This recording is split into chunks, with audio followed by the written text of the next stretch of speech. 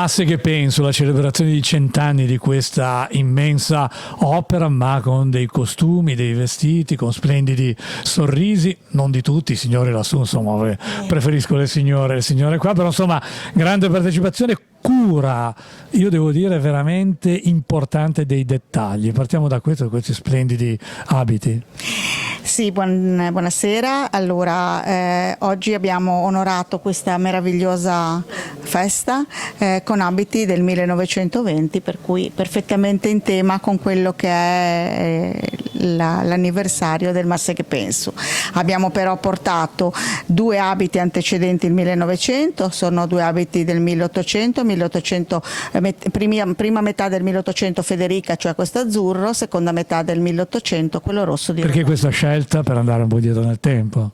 Così, perché secondo noi il Masse che penso deve essere proprio un percorso nel tempo, per cui è bello ricordare questo cammino che ci ha portato al Masse che penso. Ma alle mie spalle tutte queste piume, questi lustrini, questa bellezza, insomma, la bellezza di un tempo. Oggi, insomma, voglio dire, siamo un po' più desandiati in genovese, si dice così, nel vestire. Sì, diciamo di sì. Forse manca un po' l'attenzione al particolare, ma soprattutto, secondo me, la donna ha un po' perso, no? Il suo ruolo di, come posso dire, di prima donna proprio, no? di protagonista della moda e della sua femminilità, senza nulla togliere alle ragazze moderne che sono molto più spicce di noi, specialmente vestite così, però si è perso forse un pochino il ricordo e il piacere di cambiarsi, vestirsi per uscire.